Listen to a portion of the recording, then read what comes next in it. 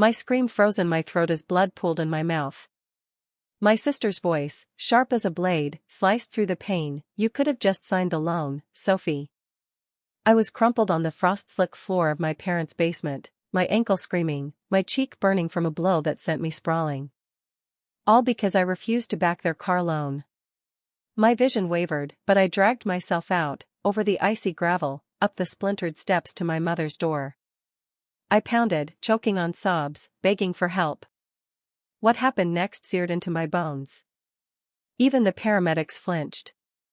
3 weeks prior, my sister Hannah called, her tone syrupy, like she was selling something. "Soph, come to Mom and Dad's for dinner this Thursday. Just us, low-key. Dad's even making ribs." I tensed. Hannah's invites often masked traps, but she coaxed, "We miss you, and Dad's been asking about you." My instinct screamed no, but I agreed. When I arrived, the house smelled of barbecue and bleach. The kitchen table was set with Mom's crystal glasses, the kind she saved for holidays. Hannah greeted me with a smile too wide, her floral scent overwhelming. "You look worn out," she said, her eyes gleaming. My father, Michael Reed, sat at the table's end, a beer bottle sweating in his grip, his face unreadable. I draped my scarf over a chair and sat, forcing a grin. Dinner felt staged. Mom passed around coleslaw, Hannah gushed about her new boutique, and her fiancé, Ethan, bragged about a crypto venture I knew was shaky. Then Dad slid a folder across the table. "Look at it," he said, voice low. I stiffened. "What's this?" Hannah leaned forward, her nails tapping the table. "We're getting a car loan, but the bank's being picky. They need a cosigner." "Cosigner?" I echoed. Dad nodded. "Your name on the loan." "No big deal. I worked in insurance, I knew the risks, missed payments could tank my credit." "You've been turned down before, haven't you?" I asked quietly. Hannah's smile tightened. "Just some paperwork issues." Dad's voice hardened. "We need you, Sophie. You're the dependable one." It was a demand, not a compliment. I set my glass down. "I need to review it first. If you default, I'm on the hook." Hannah's laugh was brittle. "You think we'd do that to you? We're family." Family felt like a noose. I said I'd consider it. Dad's jaw clenched, but he stayed silent. I left with the folder unopened, my chest tight. The next morning, I sat at my friend Mia's breakfast nook, staring at cold chamomile tea. Mia, my rock since high school, read my silence. "They want you to do what?" she asked, eyebrows raised. "Cosign a car loan to get them approved." Mia crossed her arms. "Sophie, that's a disaster waiting to happen. If you sign, you're screwed when they don't pay." "They're my family," I murmured.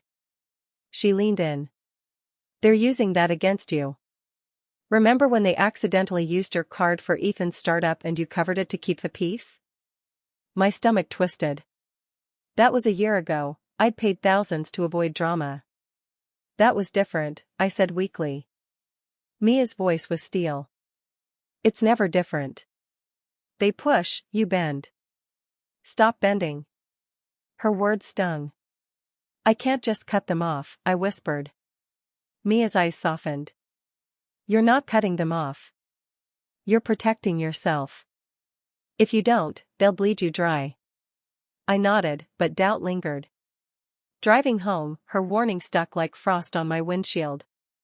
Thursday night, Dad texted, "Come to the house after work. We settle this." My gut churned, but years of obedience pulled me there. I arrived at dusk, the basement door ajar, spilling dim light.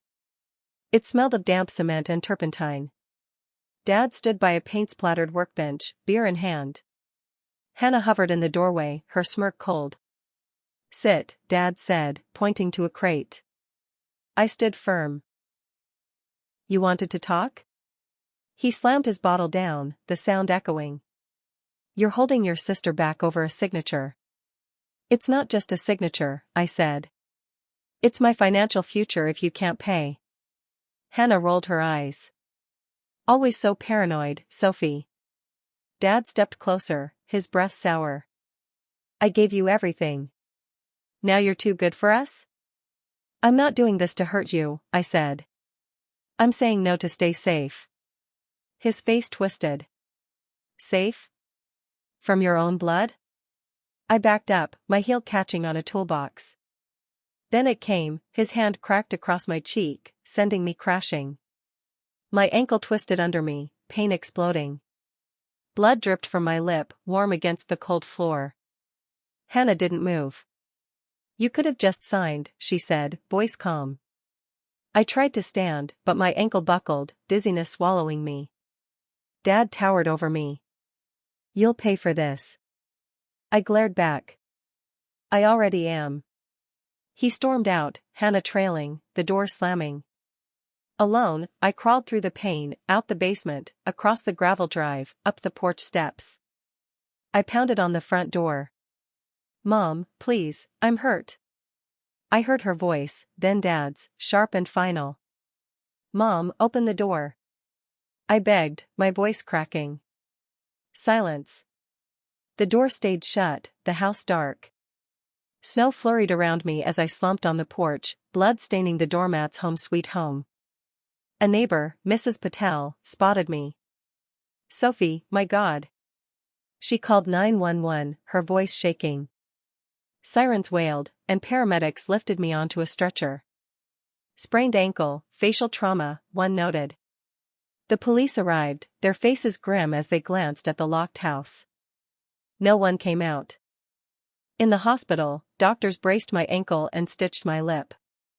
Alone, I replayed Hannah's words, Dad's fist, Mom's silence. My phone lit up with notifications, none from them. Mia sent a link to Hannah's TikTok, a shaky video of me on the basement floor, captioned, "Pray for my sister, she's been spiraling." Fury surged. They'd twisted my pain into a lie. I called Mia. They're making me look crazy. She was blunt. This is assault and libel. File a report. The idea felt like betrayal, but the locked door replayed in my mind, strangers cared more than my family. That night, I created a folder, Truth. I uploaded my medical report, sprained ankle, facial bruising, assault-related injuries. I added selfies of my swollen lip, my bruised cheek. Texts from Hannah, calling me unhinged. Mrs. Patel's doorbell cam, showing me crawling, Dad and Hannah walking away. Each file was a step toward justice.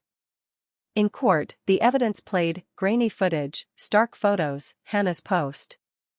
The room stilled as my lawyer spoke. On the stand, I said, I didn't want to face my family like this. But when they left me bleeding, they made their choice. The judge ruled, Dad guilty of assault, Hannah guilty of libel. A restraining order was issued. I stepped into the snow, unburdened. Mia waited with tea. You broke free. I smiled, finally whole. Family isn't who shares your blood, it's who holds you up when you fall.